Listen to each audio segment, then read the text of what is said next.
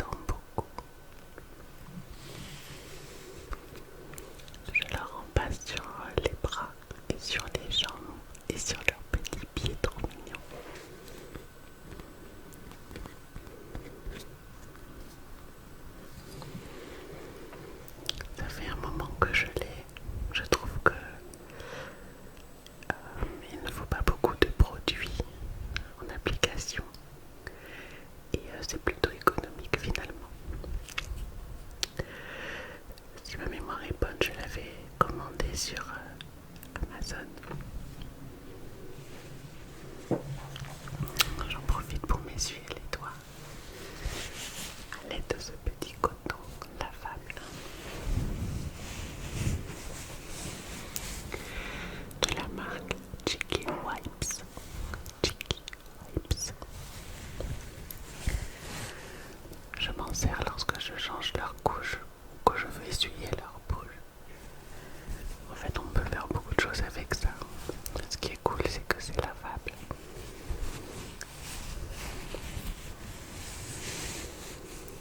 C'est comme une petite serviette ou un gant de toilette.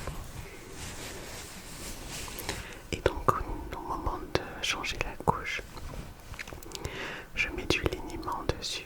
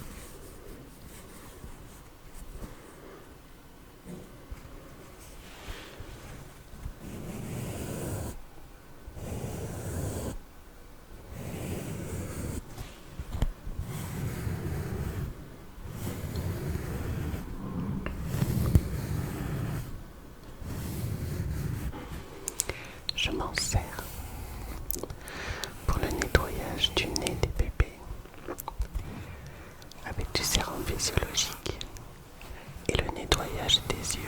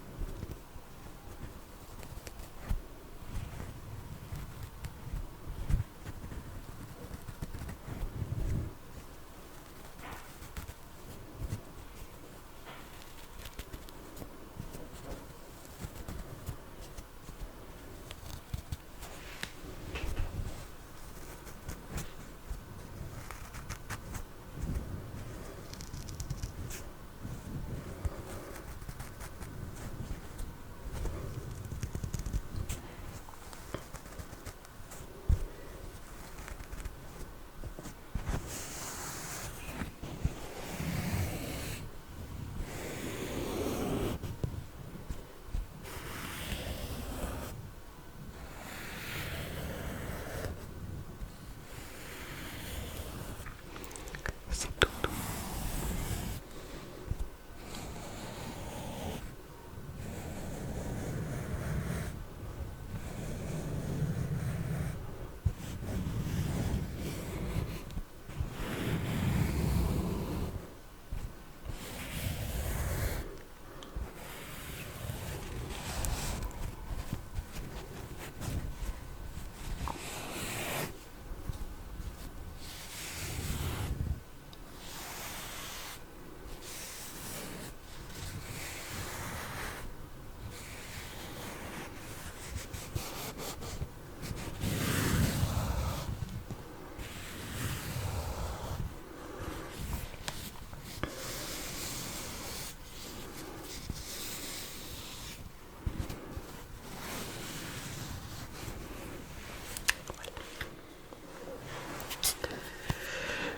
Ensuite, j'ai un petit livre trop mignon qu'une amie m'a offert.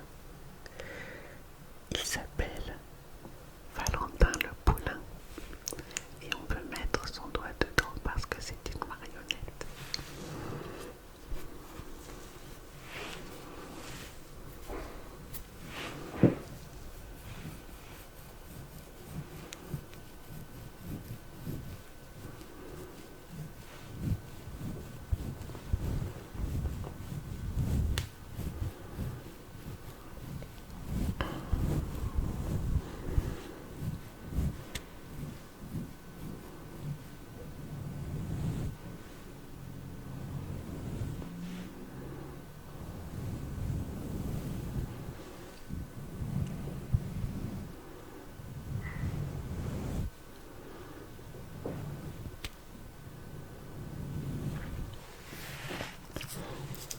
C'est Casterman, les éditions.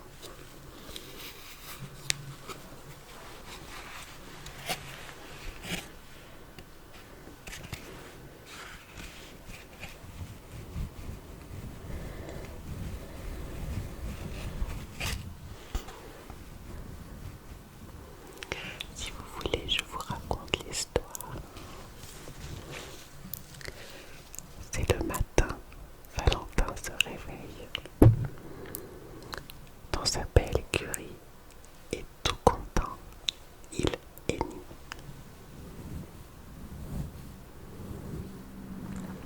Je ne sais pas faire le bruit de cheval, enfin de poulain.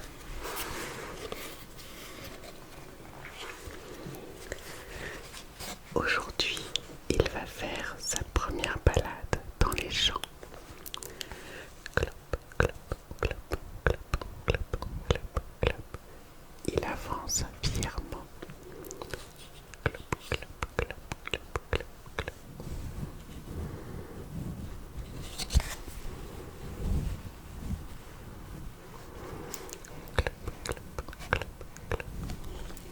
C'est Valentin qui avance au pas.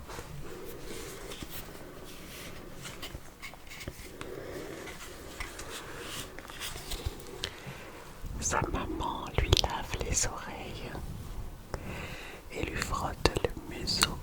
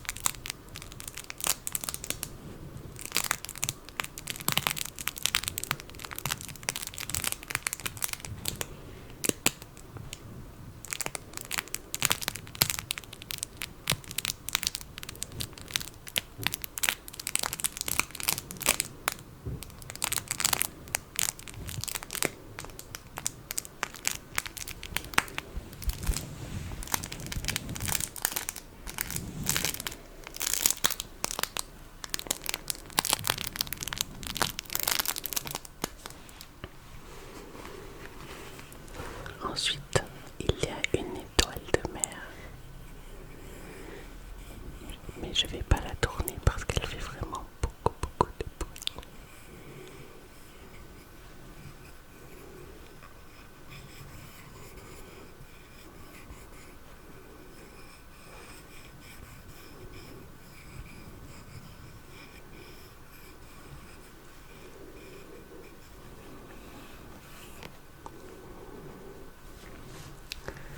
Et là, il y a une petite plaque pour faire les dents encore.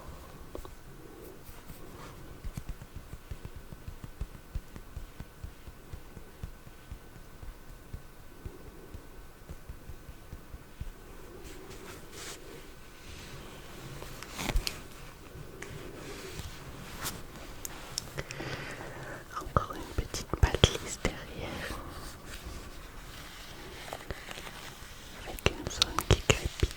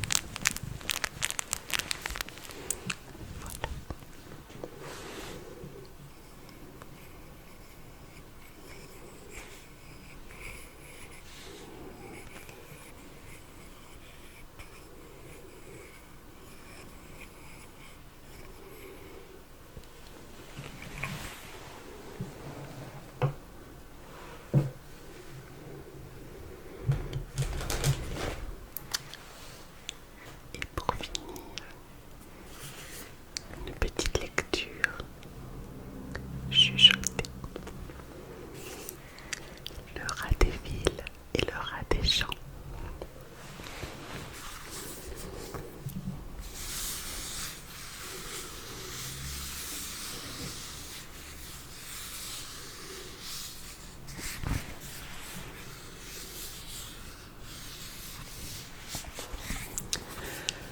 C'est un petit livre fabriqué en France.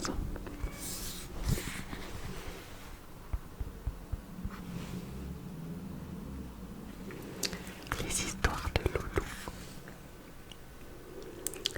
Et ce qui est super, c'est que si on télécharge l'application, on peut activer l'histoire et l'écouter.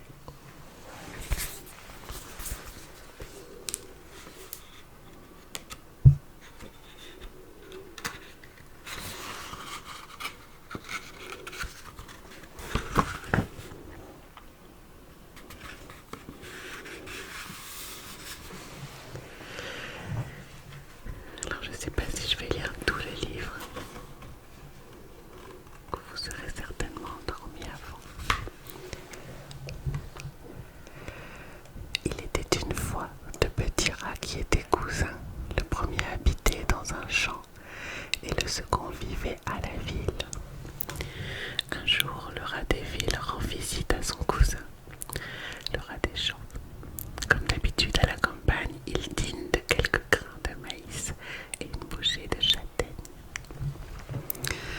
Le rat des champs est très satisfait de sa vie paisible, mais le rat des villes s'ennuie vite à la campagne.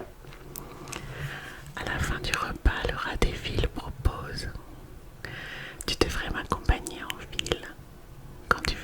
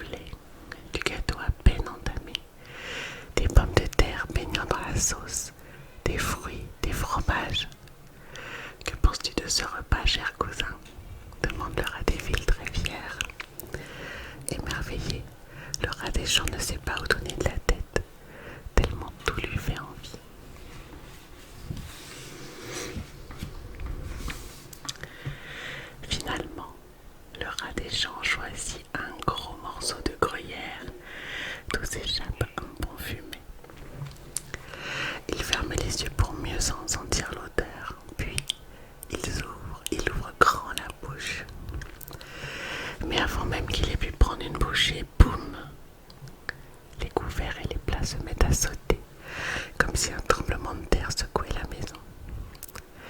Effrayé, le rat des champs s'agrippe à la nappe. Alerte, sauvons-nous, crie le rat des villes. Sans regarder en arrière, les deux rats courent à toute vitesse, se réfugier dans le trou sous le plancher. Tout tremblant, le rat des champs demande à son cousin: qu'est-ce que c'était? Ce n'est rien, répond le rat des villes un peu essoufflé. C'est seulement l'enfant de la maison qui joue avec son ballon. Mais il n'est pas très dangereux. Attendons 5 minutes. Il va sûrement s'en aller. 5 minutes plus tard, en effet, l'enfant sort du salon. On peut y retourner, chuchote le rat des villes. Trot, trot, trot, trot. Les deux rats courent jusqu'à la table.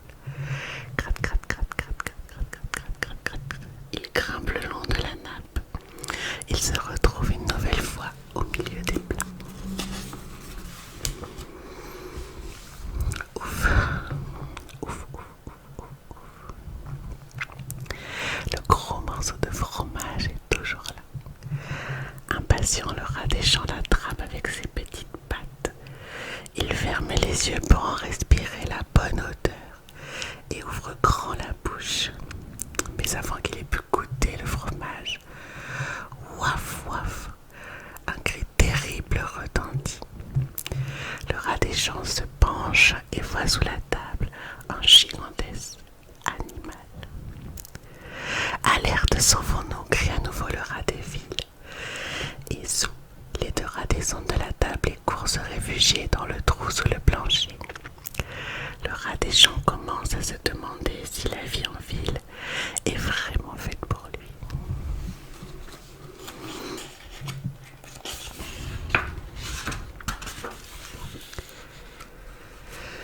Le cœur battant, le rat des champs demande à son cousin: qu'est-ce que c'était cette fois?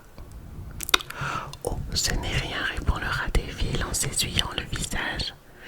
C'est le chien de la maison qui vient faire son petit tour. Il n'est pas bien méchant, mais il vaut mieux éviter qu'il nous voie, car il aboie et attire un peu trop l'attention des humains. Attendons 5 minutes, il va sûrement s'en aller. 5 minutes passent et en effet le chien finit par quitter la salle à manger. Le rat des villes chuchote: tout va bien, on peut y aller. Trotte, trotte, trotte, trotte, trotte, trotte, trotte. Les deux rats trottinent jusqu'à la table. Gratte, gratte, gratte, gratte, gratte, gratte, gratte, gratte, gratte. Ils grimpent le long de la nappe. Ils se retrouvent au milieu des restes. Le rat des champs est encore un peu secoué. Mais dès qu'il voit le morceau de fromage, l'appétit lui revient. Affamé, il s'approche du gruyère, le renifle longuement, ouvre grand la gueule et croque dedans avec délice. Hélas, à peine a-t-il avalé la première bouchée qu'il entend son cousin hurler à nouveau: alerte, sauvons-nous. Terrifié, le rat des champs ouvre les yeux. Et que voit-il jucher sur la table?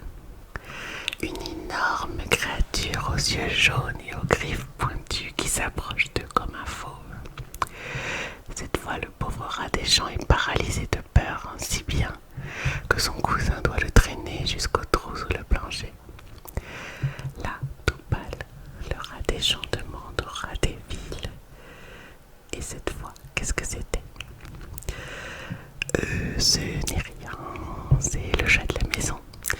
Celui-là, il faut s'en méfier. S'il t'attrape, c'est la mort assurée. Mais attends 5 minutes, il va repartir. Mais le rat des champs en a bien assez des créatures terrifiantes cette fois.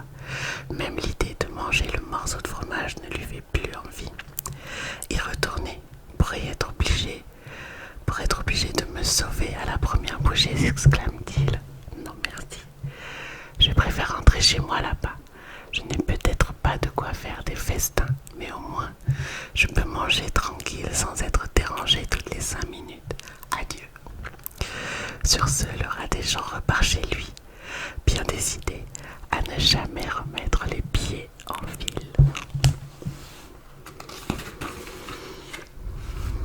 Voilà, cette petite histoire qui fait du bien. Alors, quelle est la morale de cette histoire?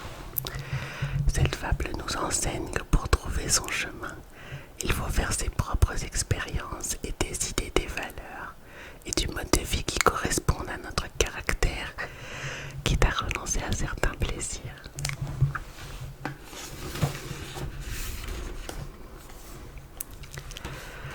Voilà, voilà. Mais j'espère que cette petite vidéo vous aura plu. J'ai trouvé ça sympa de vous la faire. Donc dites-moi en commentaire si ça vous a plu et si vous avez aimé certains déclencheurs, si certains vous ont déplu. Voilà, mais écoutez, on se retrouve très vite. Très vite. J'espère